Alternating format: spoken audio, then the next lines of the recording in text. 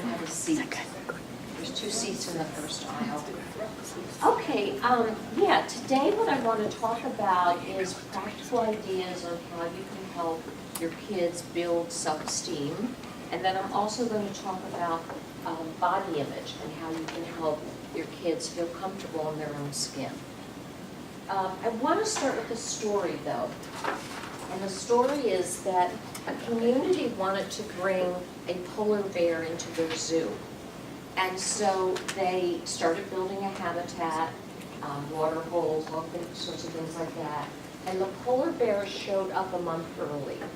And so they had to put a cage in the middle of the habitat, and the polar bear basically just walked around like this for about a month.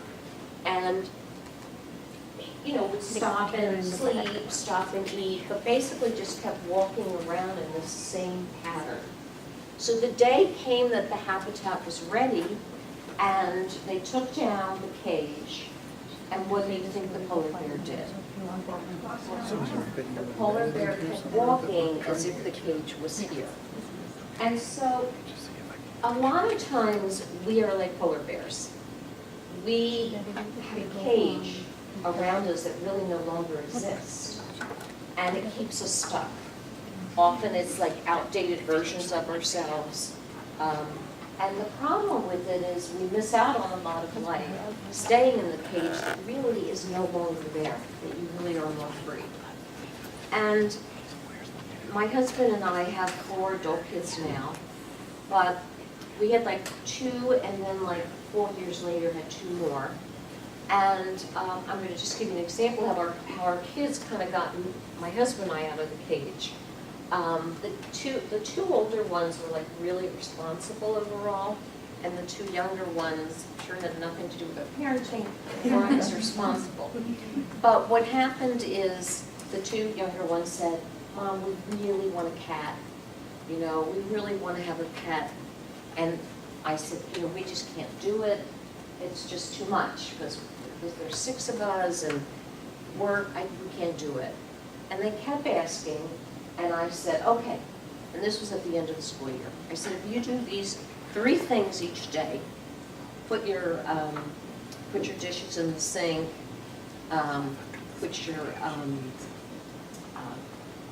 pick up the clothes on the steps and bring them up when they're cleaned, and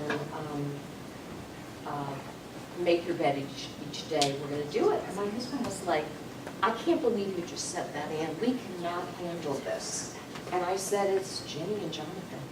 I said, they will never do this, okay? I said, it will never happen. And guess what happened? It happened. They did it. So what happened is the cat comes, we get a cat, we bring him home. I remember the first day I came home from work, I'm like, oh my God, I can smell. As soon as I could smell the litter box. This is disgusting. And I'm like, oh my gosh, why did we do this? And then we had to take the cat, her name was Phoebe, for shots, and she had a bad reaction. So everyone went to bed, and I was up with, I'm sure everyone was in bed yet, my 2 older ones were up. But Phoebe, I'm walking around with Phoebe, and I'm going like this to Phoebe, and my oldest daughter's like, Mom, what are you doing? And I said, burpers. And she said, you don't burp cats. And I said, well, I don't know what else to do. Phoebe's not feeling good. But anyhow, Phoebe and I became like this, and we then had 2 other cats. And I think to myself, I would have never known what it's like to love pets. How many people here have pets? Okay. So the kids pushed my husband and I out of the cage. And again, sometimes you have to think about this with yourself and also when you're parenting of, you know, we can get stuck and keep doing things the same way when really we need to be open to new ways of operating. Okay, so we could go to the next. Okay, so the first tip is, to me, one of the most important things that you can do for your children. This is based on research that I've done at Columbia University, but it's also based on years of therapy. was a Freudian slip. Not my therapy, although I have been in therapy before. But years of working with people in therapy, and just life experience. It's really important when you look into your children's eyes that you don't see yourself and what you need them to be. Okay, so I was never the prom queen. She's got to be it. Or I was never the one that was really popular. I was in the nerdy group. She's got to be popular. Or I never was good at sports. She or he has to be. Because you need to look into their eyes and see who are they, what are their passions, what are their signature strengths, and really help them develop them. I have had patients, and I just recently had a patient in the last 6 months who had attempted suicide. She was about 19, I think. And one of the things that was really hard for her is she is in a family where people are really driven. The parents and her 2 brothers. And academically, sports-wise, everything. And she's not. She's very laid back, and she's also heavier than everybody in the family. And one of the things, and believe me, I think parenting is the hardest job in the world, and it's very humbling. It's wonderful, but it's humbling. But one of the things that is a deep pain for her is that she does not feel part of her family. And her mother, who really means well, and I'm working with her mother, but her mother wants her to be something she can never be. And it's so painful for her, she tried to kill herself. And then she was hospitalized again. But now, she got referred to me out of the hospital, and I'm working with the mom, because you can't live through your kids that way. I mean, we all live through our kids some. But you really have to watch that piece. You really have to look in their eyes and see who are they, what are their, what are they into, and how do I help them develop that? So maybe you're not into music, but your child is. So how do I help them develop it? Or maybe you're not into sports, or one of your children. You have to kind of help them, because that's when they're going to feel good about themselves. One of the things at Columbia is we did a lot of research on self-esteem. And the self-esteem movement failed. It was in the 1960s, and basically what it was saying, and I do remember even in the 80s when my kids would come home, they'd make this poster and say, I am unique and special. And the problem was there were a lot of kids walking around thinking they were unique and special, but they didn't necessarily have good self-esteem. What we found in our research, the key to good self-esteem is having attachment, being close to people, and having some of the skills that you need to do that.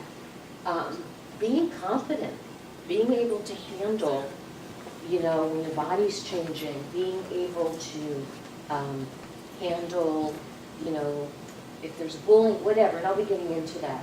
But just being able to handle things at each point in development. Also, self-compassion, really important, the ability to be compassionate towards yourself and others. And the other is being able to handle your emotions.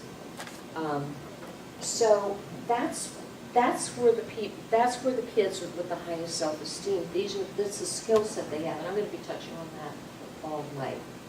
Okay, so the second thing is, the next slide, please. Okay, I think that went to the third one. Okay, it's really important to model healthy relationship skills, listening, assertiveness, negotiation skills, empathy, appropriate boundaries with others. And let me just give you an example. The other day I had a teenager and she's in middle school, and she said to me, and she has a lot of anxiety, and she said to me, I had 4 friends best friends, whatever. And she said, one of them is mad at the other. And she said, probably my bestest friend wants me to be mad at her too. And she was really anxious and worried about this, and depressed about it. And what I said to her is I said, let's look at, again, trying to help her realize appropriate boundaries. So I said, let's look at, if you went to work in a company, you would get what's called a job description. And the job description would say, like, if you're working in marketing, you're not going to be over in, like, development.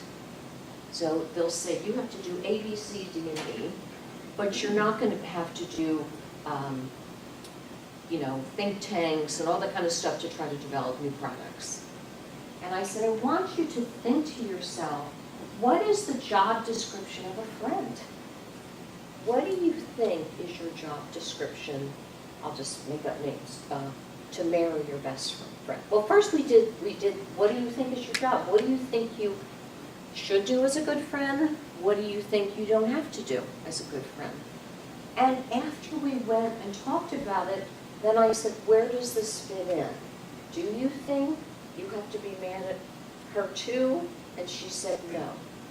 But you know, she went through, I think a good friend you can trust, I think a good friend you can have fun with, but she had things like, you know, I don't have to do other things. And so I said, this is what you need to do in these situations.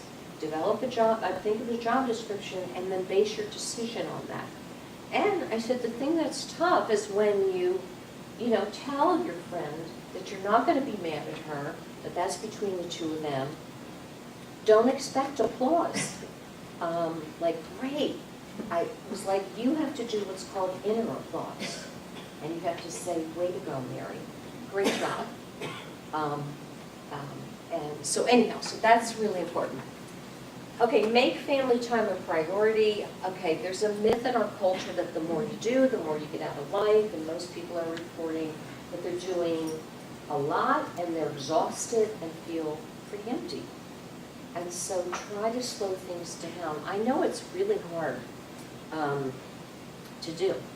I mean, I remember when our kids were younger, they're all adults now, but there was a point when it was like, I was just like, everybody could be for, I said, everyone can be in one activity at a time. I knew in my heart, I thought things like having dinner together, things, you know what I mean, just everything was all over the map. And the kids were cranky, I was cranky, my husband was, you know what I mean, it's like, and it helped. It was hard to do though, because, you know, I grew up with this thing of like, oh God, this person's learning Latin and they're in the play and the soccer, you know, but it calmed the household down. It really, really did.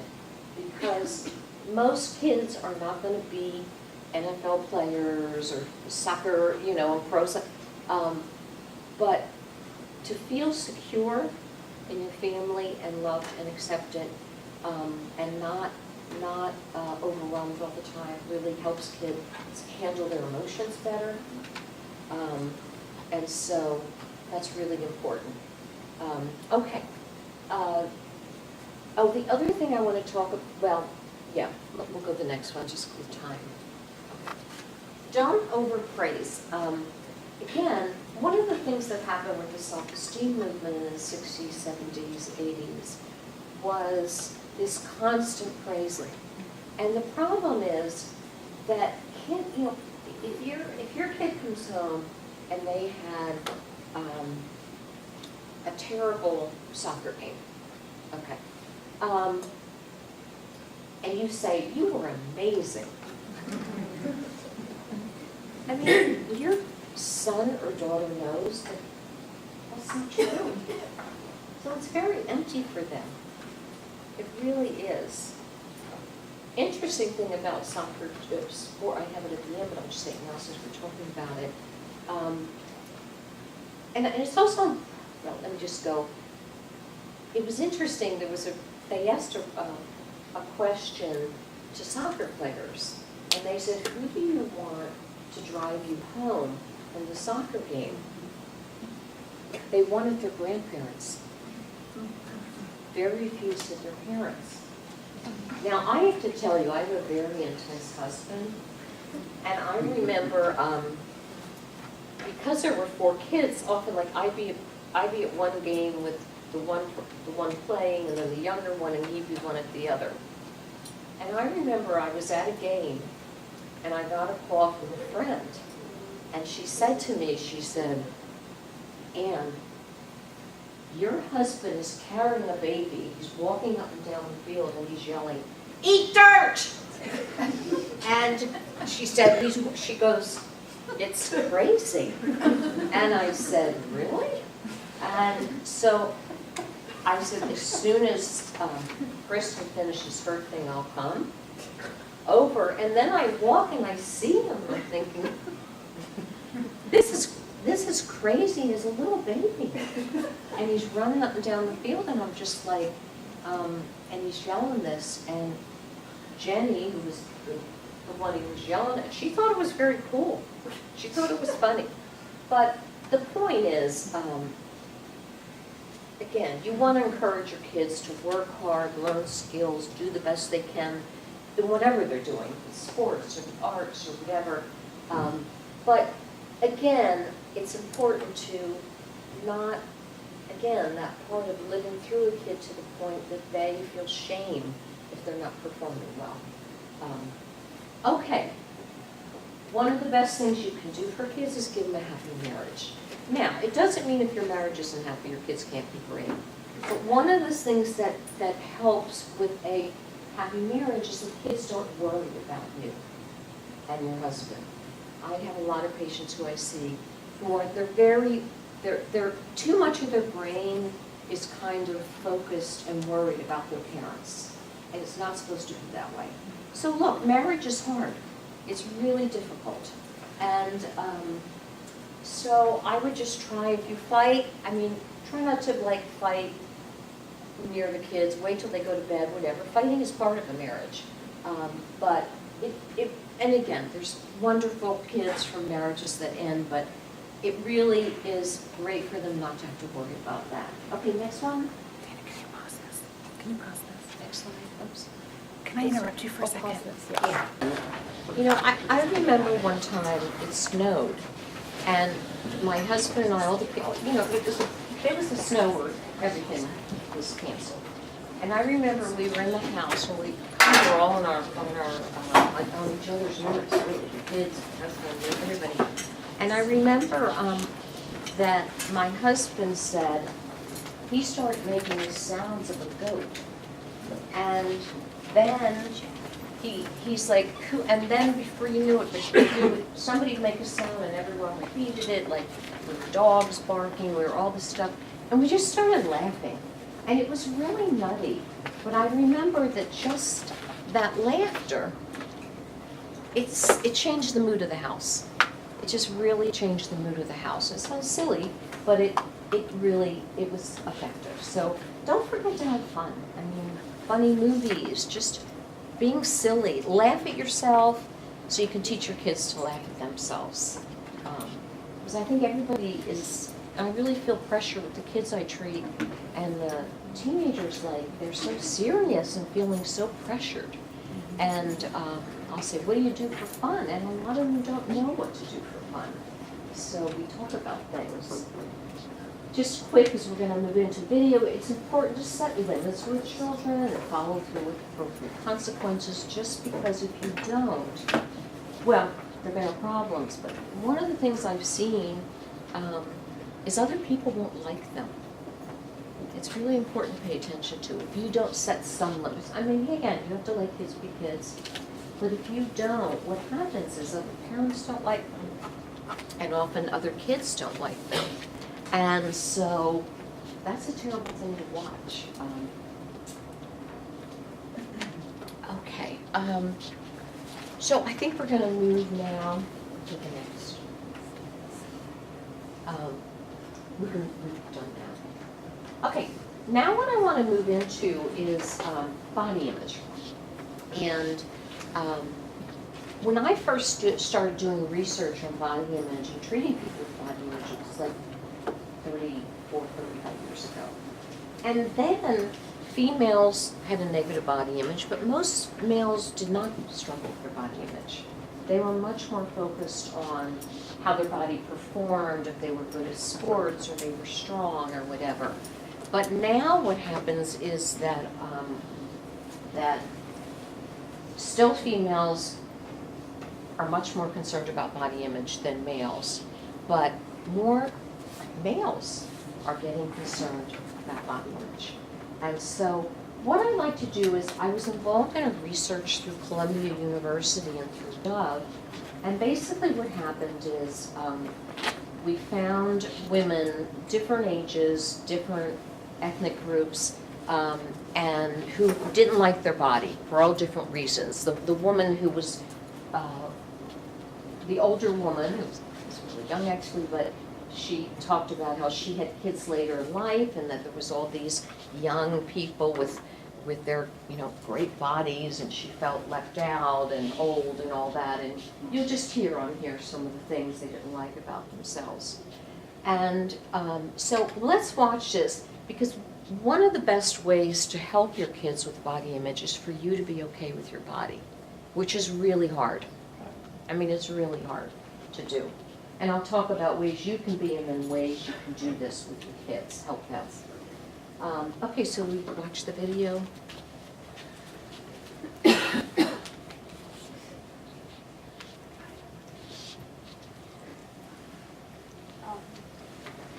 Sorry. No, you're fine, you're fine. Where's the wine opener?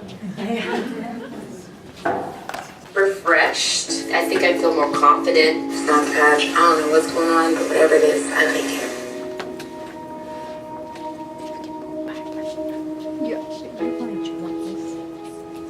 We invited women to be part of a research group testing a revolutionary product.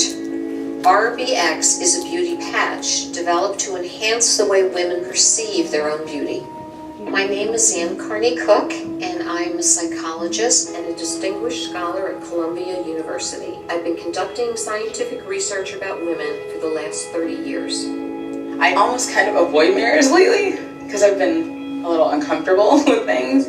I definitely pick out a lot of bad things with myself, like right here on my nose. If I was more confident, I would have the ability to approach a guy, maybe. I did have a lot of confidence. Having kids, I've lost a lot of that. Everybody wants to be younger. Why can't being older be good? I think you're going to go through a journey that is going to be amazing for you. So there's two components. One is a beauty patch, and another is a video diary you're going to keep each day. Right here? Okay? Leave it on for 12 hours. It's not going to hurt you or anything like that. It is day 1 with the beauty patch. It felt like just a normal day. So far, I'm not feeling more beautiful. I don't really feel too much changes. Well, let's see. Nah. If I'm walking, I find myself rubbing the patch. I just wonder if it's working. One of my coworkers, he said that I looked really pretty, and I thought that was really cool. Everything that I set aside towards me was showing my arms. And my arms are one of the things that I usually try to cover the most. I feel beautiful, no matter if I'm sick, tired, or the fact there's a pimple on my nose. I felt very comfortable in my skin today. And sometimes I see somebody and I smile, and I don't know why. I went dress shopping. There's no way in the world I would have been able to do this. What is your feeling like now, coming back after 2 weeks? Definitely been a life-altering experience. I've been more social with the patch on. More comfortable in clothes I didn't wear before. More comfortable doing my hair differently, showing off my face more. I've definitely opened up something inside of me to make me feel this great. Would you buy the beauty patch? I would. I honestly think I would. I'd love for people to have the type of change that I've had by trying the beauty patch. Do you have any interest in knowing what's inside the patch? I do. And if you can just turn that over. Can Oh. you say more? My gosh. There's nothing in the beauty patch? Nothing. Just imagine. That's awesome. I was really expecting there to be something to really see that. There's nothing in it. Just like, it's crazy. I'm beautiful, I'm strong, and I'm independent, and I can just be whoever I want to. Now knowing that I don't need something to make me feel that way, it's just, that's just who I am. Like, and it was kind of hidden and now it's not anymore. It's very empowering. I wanted it to be about me and not a patch.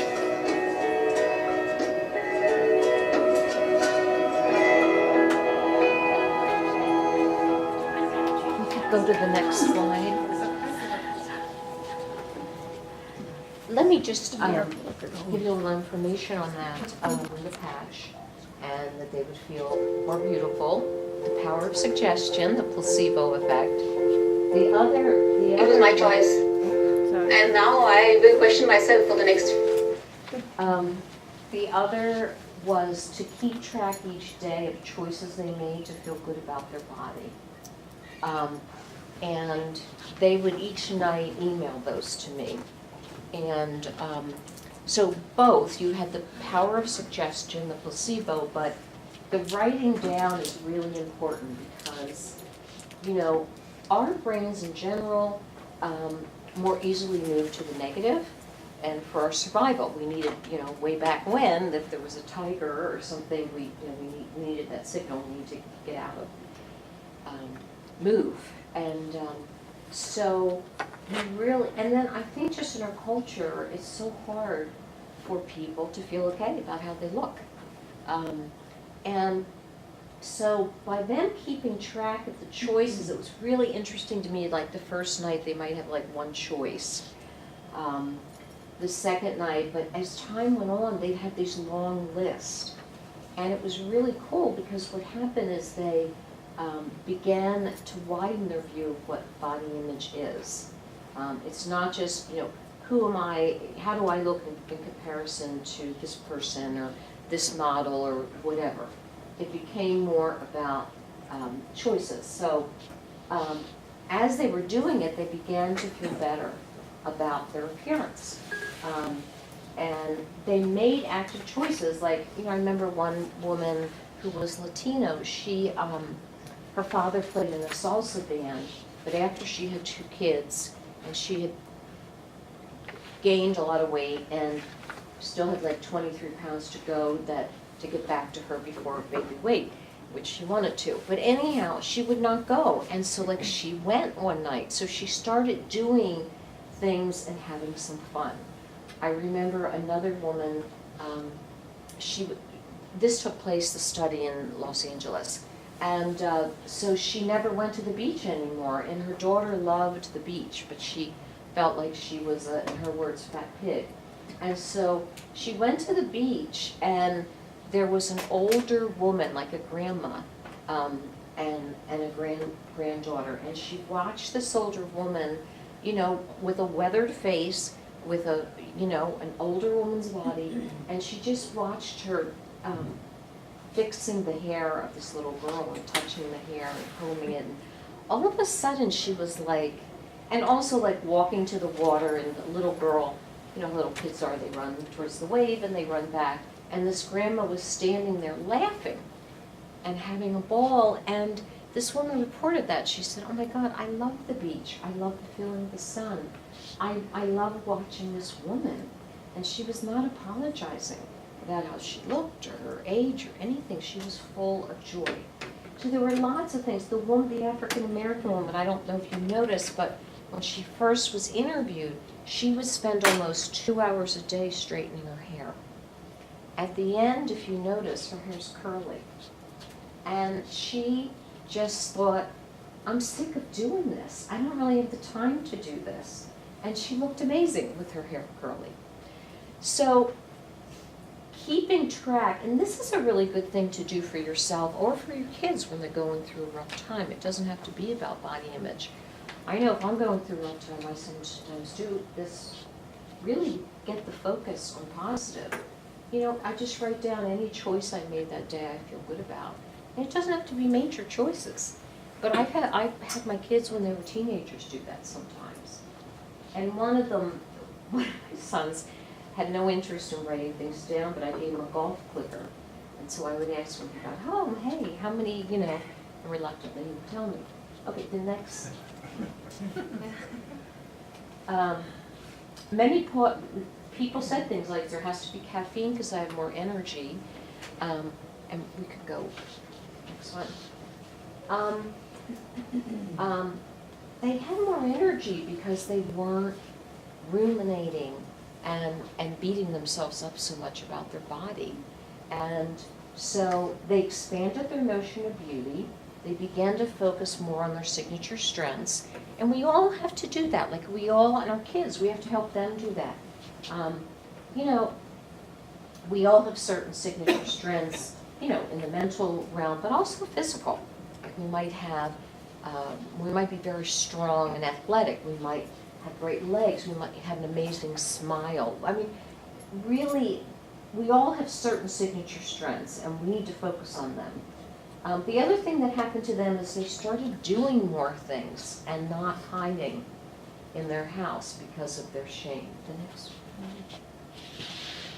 The other thing I thought was fascinating is they began to choose vitality over perfection. That they really realized that, hey, I may never be able to look like that, but I want to have more fun. I want to go to the beach. I want to go salsa dancing. I want to do some of these things. And it gave them more energy. Giving up having to have the perfect body and including themselves in the definition of beauty freed up the energy. And as I said, the African American woman stopped straightening her hair. Next one. Okay.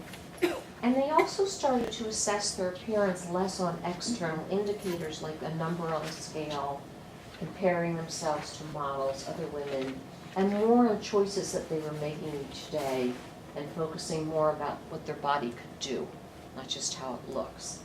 So, and I will tell sometimes people, go to the mall, because most people are going to pick, if only I could look like her, and why am I not, and I'll say, just sit down at the mall and get an iced tea. Just watch. You're going to see people come in all shapes and sizes, and you're probably somewhere in the middle there. Somewhere, most of us are. There's a bell curve for beauty too. There's some people that are outstanding. There's some people that really have difficult appearances. Most people are somewhere in the middle. Okay, the next. They accepted compliments from people. Okay, that one we get. Okay, and but again, I think with your kids, it's important to not focus too much on beauty. There's beginning to be a new movement called body neutrality. There was a lot of focus, and I was involved in a lot of programs called Body Positive. And, I mean, what I realized as time was going on, everybody can't feel good about their body. But could they at least accept it and be more neutral? And so, I think it's okay to say to kids, oh, you look great today. It's a beautiful color on you. But, just make sure you're not too focused on appearance all the time. Watch what you say around kids. Don't be talking about, oh, so-and-so's gaining weight, or don't talk about appearance, because you don't want that to take up a lot of energy in their psyche. And listen, we all have appearance issues in different ways, but don't talk about yourself around them. Don't be like, geez, I'm so fat, or I'm so I'm not aging well, or whatever's going on. Like, don't do that. Talk about it with your friends. If you're really struggling with it, get some help. But kids hear that. And the world is changing, which we all know very quickly. And it's really important that you include, different ethnic groups, as part of the definition of beauty. And that you have books and things and magazines where kids learn about different ethnic groups, different gender groups, all this kind of stuff, and make it more inclusive, because that's where our world is now. And it's healthy, actually. I think it's a much richer way to live. The other thing is people always say, I have a kid who's overweight, and what should I do? And I would just say, don't talk about it a lot, but if your child brings it up, I think I would address it. You know, if they say, Mom, I can't fit into any of my clothes, da-da-da-da-da. And it's important for kids to know, and there's a ton of research on this, that about 60 to 70% of your weight is determined by genetics. And 30 to 40 is the choices you make each day. And so, not everybody, you know, we could all have the same dinner tonight, and some of us are going to metabolize the food faster and burn more calories than others. And things like exercise and all that matters, but part of it is genetic.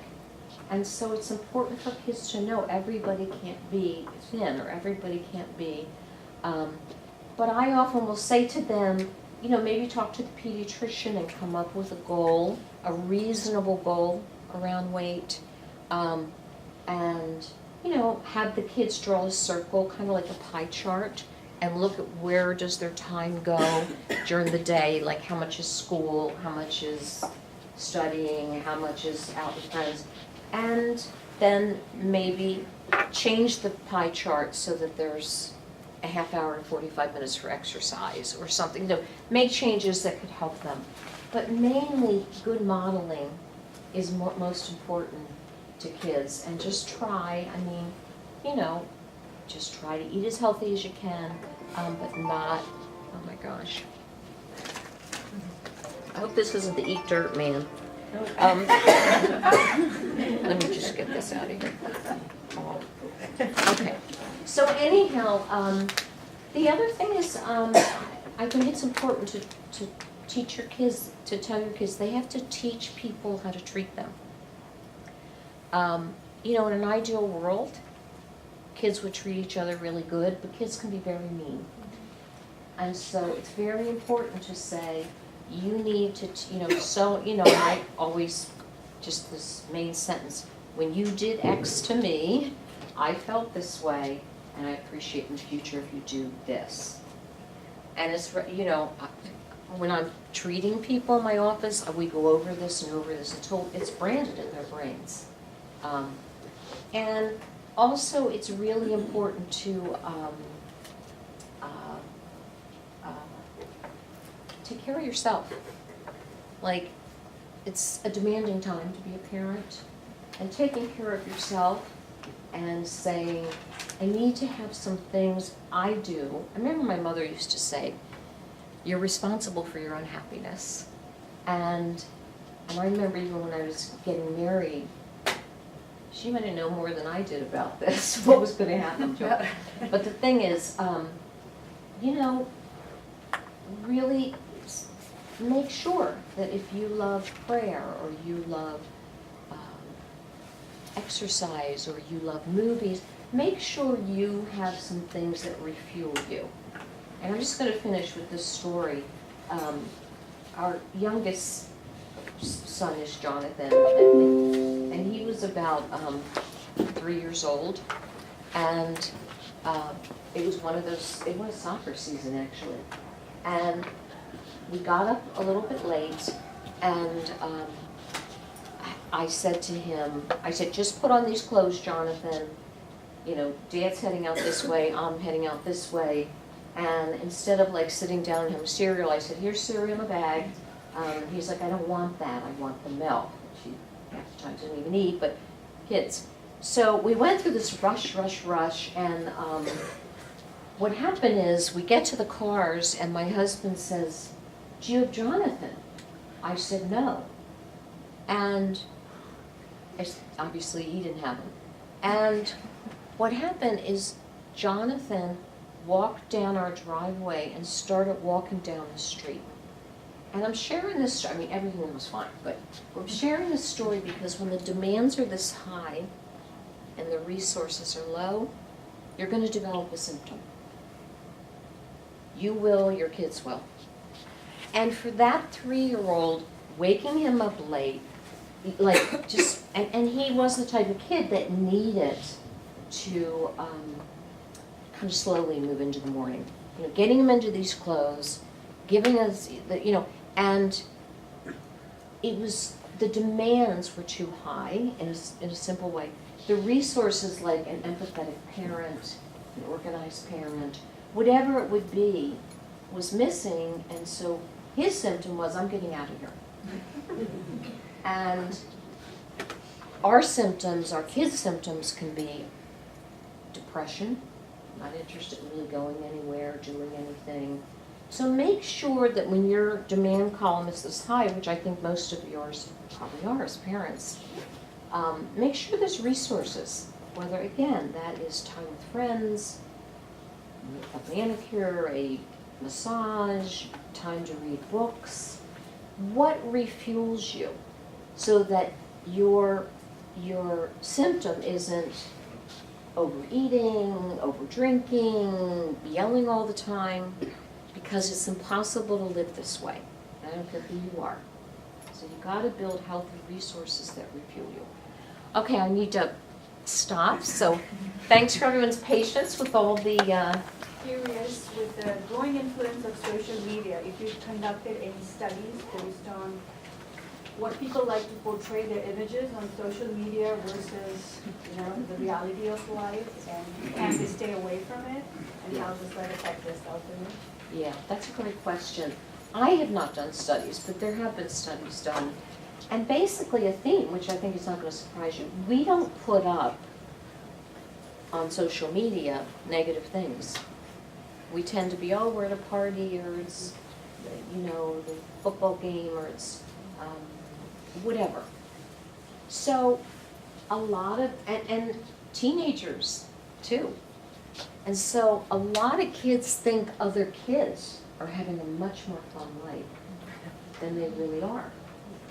Social comparison. And so that's what you have to be careful of. And the other danger with social media is people, like teenagers, middle school, they can be very cruel on it and humiliate people. And so it's tough, it's a tough issue.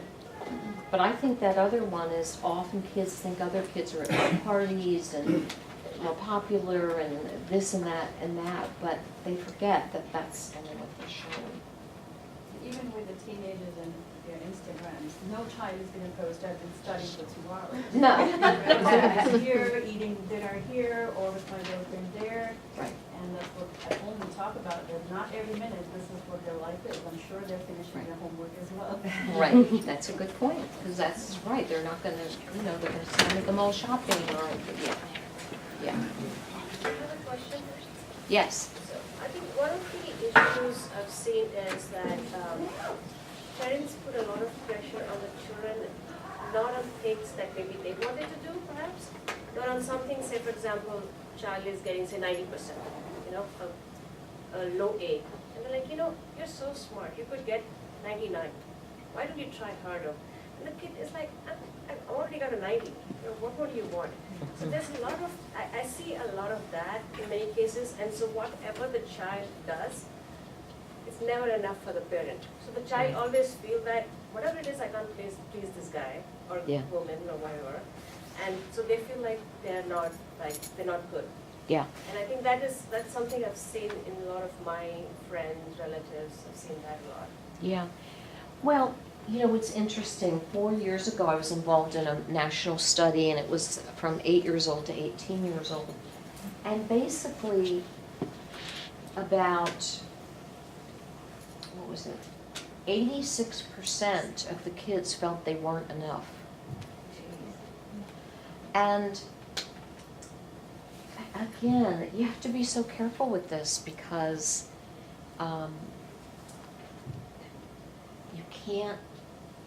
you can't base your self-esteem on your kid getting 99. Do you know what I mean? You really have to say, if this kid's trying, they must be doing a great job. They're doing, you know, but you gotta let that go.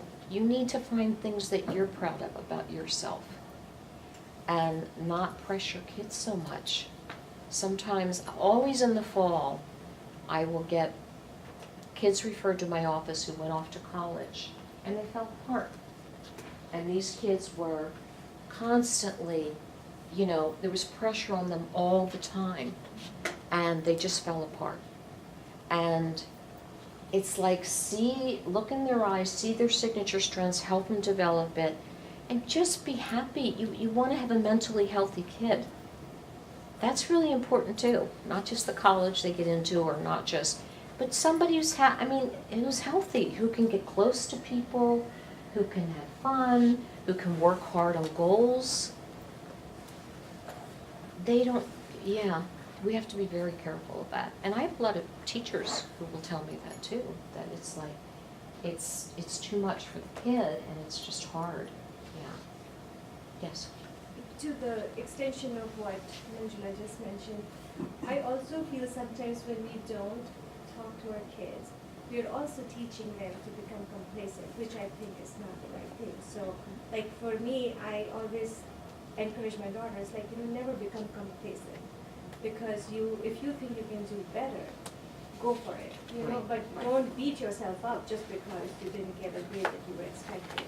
Right. So I think there is like as a parent, we're always walking on that fine line. It is a fine Very line. fine line. It's a and fine line. The words we Say, use, I yeah, think it can determine what mental stage they can get into yeah, and how strong they can Yeah. become. right. So I feel like I always talk about never be complacent. Yeah, that's a good point. Never be complacent. Yeah, I mean, you want to push your kids some, but you also want to let them be, too. Because we don't value enough mentally healthy kids.